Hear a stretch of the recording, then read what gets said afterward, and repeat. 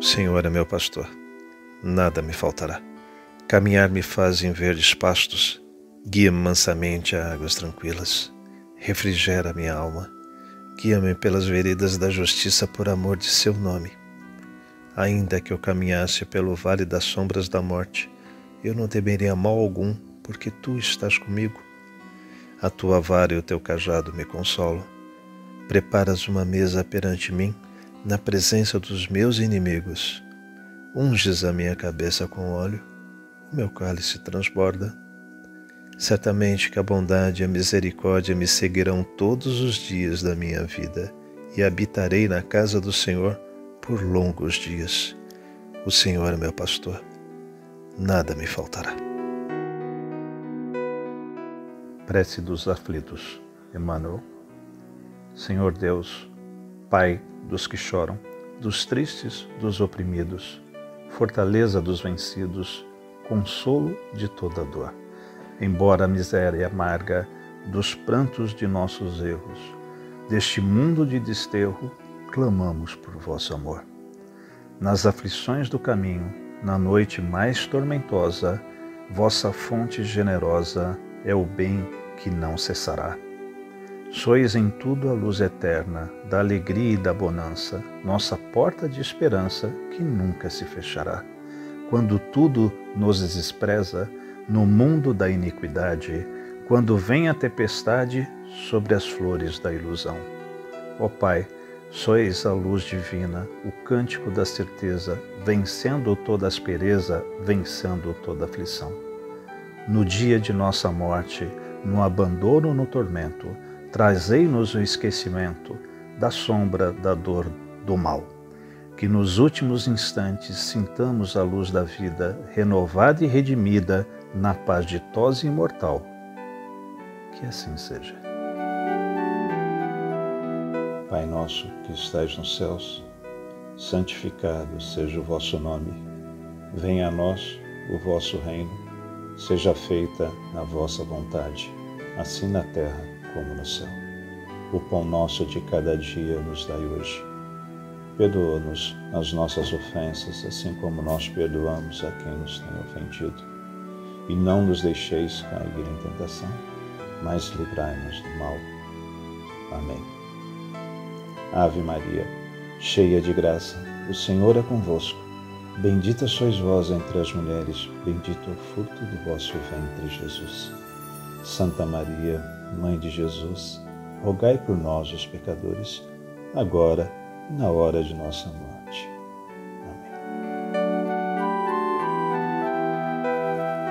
Primeiramente, rendendo graças ao Pai, pedimos humildemente para que Ele possa nos potencializar, para conseguirmos elevar o nosso pensamento, a nossa frequência, para estarmos envoltos em Tua presença, Pai. Pelo decurso de Seus enviados, os Espíritos superiores, unidos e em conjunto, nos colocamos à disposição para sermos instrumentos de Tua vontade, que possamos ser úteis no estudo e aprendizado do Evangelho que hoje nos coloca. Pai, somos ainda muito pequeninos, mas desejosos de buscarmos o nosso melhoramento e nossa reforma íntima. Pela vossa misericórdia, te suplicamos auxílio para transmutarmos as pesadas energias que ainda nos prendem a este mundo de ilusão. Te pedimos forças para lutarmos contra as nossas imperfeições, humildade para enxergar os nossos erros e coragem para corrigi-los, e que aproveitemos as oportunidades que nos concede no presente para sanarmos o mal que fizemos no passado. Pela vossa bênção, de nos ter possibilitado o exercício diário do Teu reino em nós, somos desejosos de nos unificar a Ti, pois já nos ensinastes que tudo está em nós e em tudo se manifesta. Assim, nesse estado de espírito, nós saudamos a Trindade Superior, Pai, Filho Espírito incriado, e pedimos permissão para saudar toda a força que decanta de Ti, Pai, que trabalham no amor e no desenvolvimento. Assim, pedimos força aos orixás, campos de energia de amor e atuação. Pedimos forças a Miguel Arcanjo e toda a corrente de angelicais do Senhor. Pedimos forças à corrente franciscana, essa corrente que nos ampara, nos auxilia, a Xangô, que nos fortalece e sustenta, e ao Caboclo Tupinambá, nosso guia-mestre, que tanto nos orienta. Pedimos ainda pela paz no mundo, paz entre povos e nações, governantes e governados, mas principalmente pela paz em nós, em nossos corações, e que possamos disseminá-la e promovê-la onde quer que nós estejamos. Pedimos pelos idosos que possam assisti-los, que possamos assisti-los, entendendo as suas necessidades e sua realidade, devolvendo um pouco do amor que com certeza tiveram para conosco. Pedimos pelas crianças para que possam viver em paz, que possam amar e serem amadas. Pedimos pelas crianças da creche Santa Clara, pelas pessoas que ajudam a creche Santa Clara e os projetos sociais de nossa querida CFA. Pedimos por todos os irmãos necessitados que se encontram em hospitais, manicômios, prisões, meio a guerras, conflito étnico ou qualquer outra situação de vulnerabilidade. Pedimos por todos os espíritos encarnados e desencarnados cujos nomes nos vêm à cabeça nesse momento, rogando a Deus por cada um deles. Por fim, rendemos glória ao Espírito incriado, ao Pai, ao Filho, assim como é desde o princípio e sempre será. Amém. Da sabedoria do Evangelho de Carlos Torres Pastorino, fim do ciclo. Mateus capítulo 25, versículos 31 a 46. Todas as vezes que vier o Filho do Homem em sua substância e todos os mensageiros com ele, então sentará sobre o trono de sua decisão.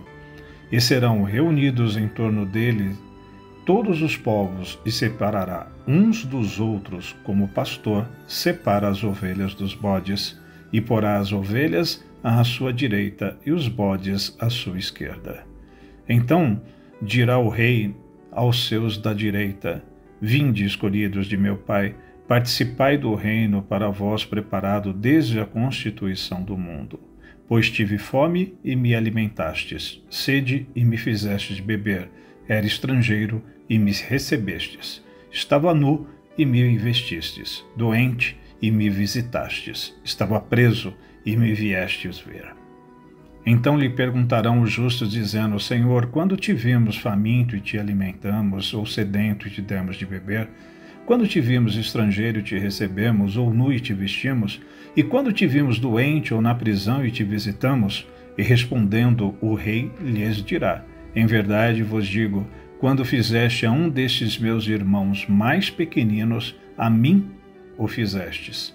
Então dirá também aos da esquerda: Afastai-vos de mim, infelizes, para o fogo do Éon, destinado ao adversário e seus mensageiros, pois tive fome e não me alimentastes, tive sede e não me destes de beber, era estrangeiro e não me recebestes, estava nu e não me vestistes, doente e preso e não me visitastes. Então perguntaram também eles, dizendo: Senhor, quando te vimos faminto, ou sedento, ou estrangeiro, ou nu, ou doente, ou preso, e não te servimos? Então lhes responderá, dizendo: Em verdade digo, quando não fizeste a um desses mais pequeninos, nem a mim fizestes. E irão estes para o castigo do Éon, mas os justos para a vida imanente.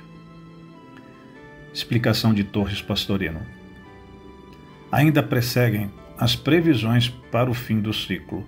Anuncia o Mestre que o Filho do Homem virá em sua substância.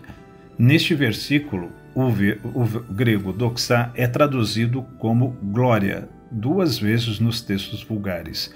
Analisando-se o contexto, todavia, verificamos que poderia ser dado esse sentido apenas lato sensu.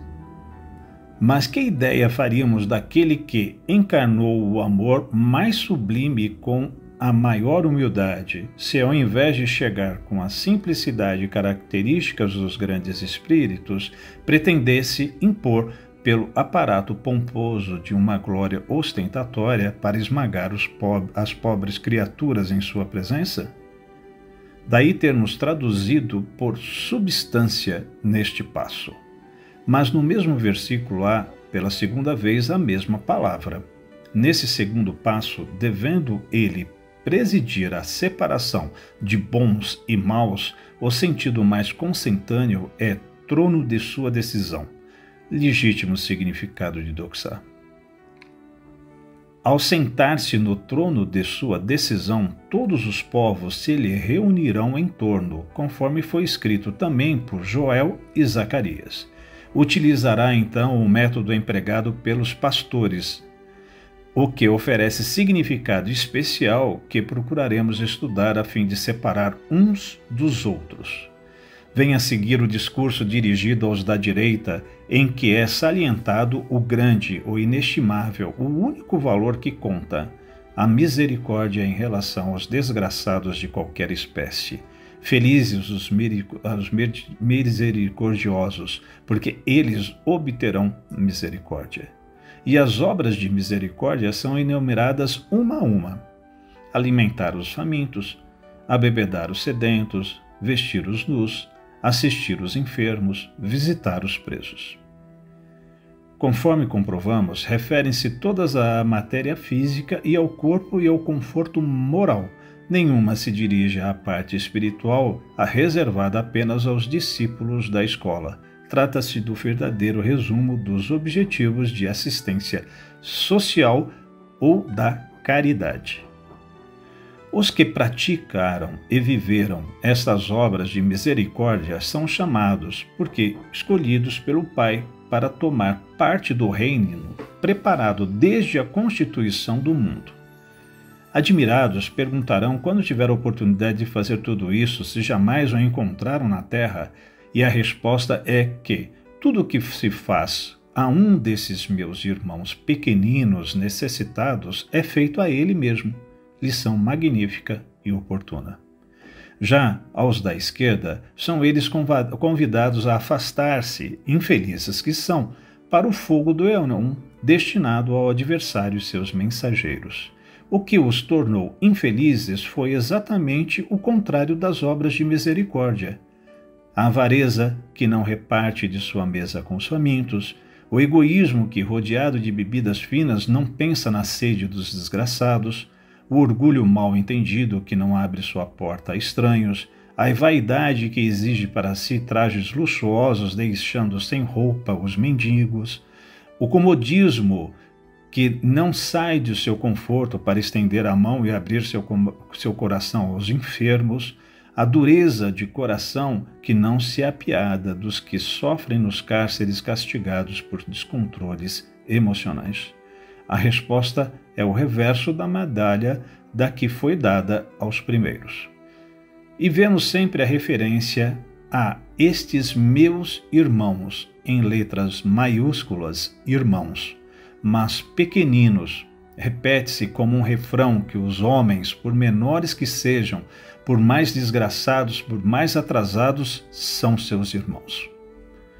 Não vimos aí em absoluto um Deus em sua glória, como quiseram fazer-nos crer durante 2 milênios, mas um irmão mais velho, cheio de carinho e ternura, de cuidados verdadeiramente maternais para com seus irmãozinhos mais pequeninos. Vemos um amor aconchegante que se preocupa com os sofrimentos até do físico e sente em si mesmo os efeitos dos benefícios recebidos por eles e a amargura das portas que se fecham diante deles. Lembramo-nos do anexim popular: quem meu filho beija, minha boca adoça. Mas o mestre nem fala de filhos.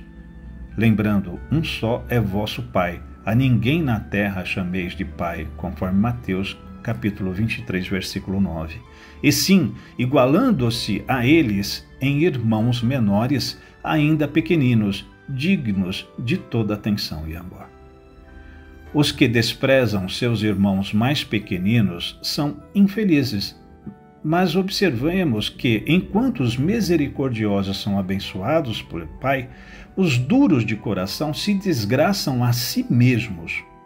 A estes está reservado o fogo do Éon, que é a labareda do sofrimento no percurso lento e doloroso de mais um Éon ou ciclo de evolução. Trata-se do fogo purificador, que faz a cartaz dos espíritos, aquele fogo inextinguível que queimará a palha das imperfeições e que atinge a todos os que são lançados na fornalha do fogo, das reencarnações kármicas dolorosas. Esse fogo foi preparado para o adversário e seus mensageiros desde a criação do mundo, pois desde aí começou o funcionamento da grande lei de causa e efeito. A consequência final é que os misericordiosos irão participar da vida imanente, enquanto os endurecidos irão para o sofrimento imanente, em segura oposição aos seus resultados. Explicação esotérica de Torres Pastorino. Muito temos que aprender nas sábias e profundas lições do Evangelho. Vejamos inicialmente as provisões exteriores.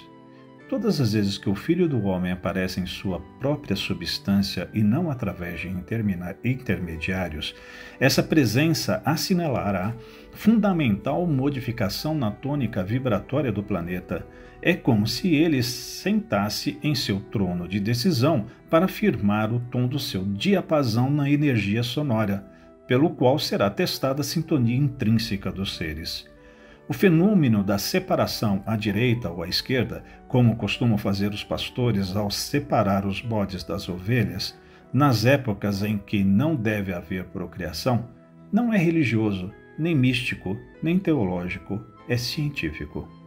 Desde que a chegada do Filho do Homem em sua substância faça com que o planeta evolua, elevando sua tônica vibratória, automaticamente ocorrerá que os espíritos que sintonizarem com este diapasão elevado, nela permanecerão, enquanto os que tiverem tons mais baixos serão atraídos para os planetas de tônica vibratória mais baixa, ou seja, de menor evolução, sendo, portanto, deportados da Terra.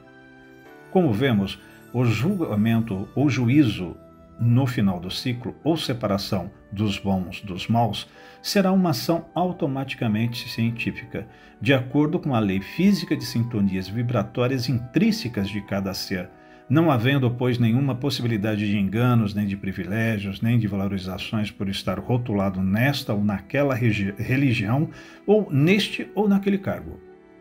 Exemplificando grosseiramente, a Terra tem atualmente, suponhamos, uma vibração de número 30, tal como grande parte, 2/3 segundo Zacarias, de seus moradores.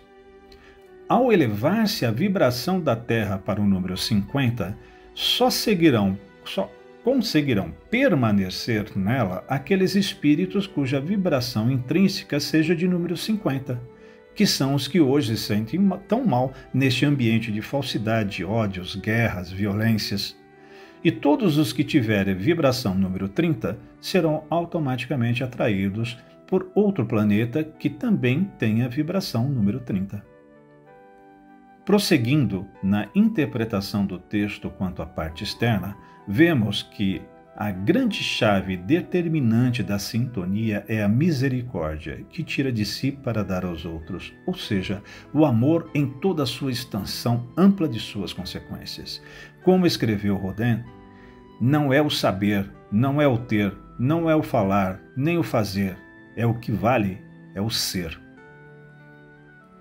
Achada conforme a sintonia dos justos e dos perfeitos, esses terão sua recompensa numa evolução menos atribulada de dores, porque, isenta de ódios e violências, ao passo que os que sem misericórdia continuarão alhures à série de encarnações de resgate, de purificação, de aprendizado, o fogo inextinguível do amor que purifica e eleva. Se, no entanto, trouxermos a análise para a vida espiritual interna, de acordo com a interpretação que vimos dando nos últimos capítulos, veremos que o sentido ainda aqui é perfeito. Todas as vezes que o Filho do Homem nasce em sua própria substância, na criatura, acompanhando de todos os seus mensageiros, ou seja, suas características para assumir o bastão de comando como regente supremo, ele decide a respeito de todos os atos dessa criatura. Quando o Filho do Homem assume o comando, senta em seu trono de decisão, já o eu pequeno personalístico desapareceu, aniquilando-se em sua nulidade temporária, e o homem novo, já então filho do homem, é o senhor absoluto do terreno. Este é o significado da expressão trono de decisão. O eu supremo passa a governar e o eu menor e a decidir realmente por ele. O Cristo se substitui à personagem transitória. O Pai age através do Filho. Uma vez estabelecido em seu trono de decisão na criatura, o Filho do Homem terá a tarefa precípua, que não lhe é difícil, de discernir os espíritos, e o fará de acordo com a rigorosa justiça por sua sintonia interna. O diapasão regulador será a bondade intrínseca que se exterioriza em favor dos menos aquinhoados, com o esquecimento de si mesmo. Aqueles que sintonizarem serão acolhidos como irmãos, enquanto os dessintonizados serão afastados do seu círculo para a indispensável cartaz de seus erros. Também terá que agir assim o Filho do Homem em relação aos seus veículos de revestimento temporário. Se esses veículos, físico, etérico, astral e intelectual, tiverem contribuído não só para a evolução da humanidade com a assistência carinhosa aos irmãos pequeninos que estão abaixo de nós, mas também para a evolução do eu profundo, cuidando de alimentá-lo, de saciar sua sede, tanto física, quanto moral, quanto intelectual, quanto emotiva e quanto espiritualmente, buscando recebê-lo quando ainda era considerado estrangeiro, porque era desconhecido, vestindo com as matérias dos diversos planos quando ele ainda se mantinha naquela condição nua de puro espírito, e visitando periodicamente nos esforços continuados de reencontrá-lo, quando ainda enfermo pelo desejo de unir-se, mas preso às contingências materiais de não poder violar o livre-arbítrio, nesses casos os veículos interiores terão sua recompensa, mantendo-se todos em contato íntimo e permanente, até mesmo sem experimentar a morte.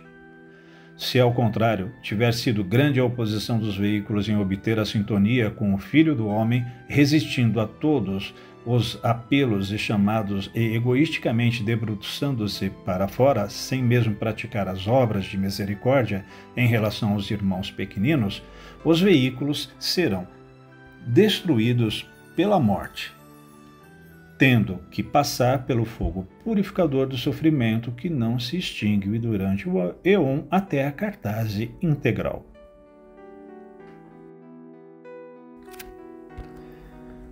Irmãos, hoje estamos tendo a oportunidade de confirmar que os textos, os evangelhos escritos na Bíblia, podem ser analisados minimamente por três vertentes. A primeira é a interpretação direta do texto, uma leitura e entendimento literal das palavras. A segunda é uma interpretação esotérica, ou seja, os ensinamentos são passados com teor mais profundo e que se eleva além do plano físico material. E a terceira é uma visão também esotérica e voltada à compreensão do eu interior, do eu interno. Nenhuma delas se anula, apenas se complementam de acordo com a nossa realidade ou entendimento. Voltando ao Evangelho, torna-se nítido mais uma vez o grande ensinamento que fora da caridade não há salvação. Neste texto foram enumerados os famintos, abeberrar os sedentos, vestir os nus, assistir os enfermos, visitar os presos, e isto sendo válido em qualquer uma das interpretações que mencionamos no sentido do texto. nos alerta também que, ao fazermos ao contrário do que nos cabe em relação às misericórdias, estaremos nos desconectando da frequência divina e, portanto, seremos infelizes. E também nos será aplicado, por causa disso, a lei universal de causa e efeito, não tendo nada de religioso, esotérico, crença nisso.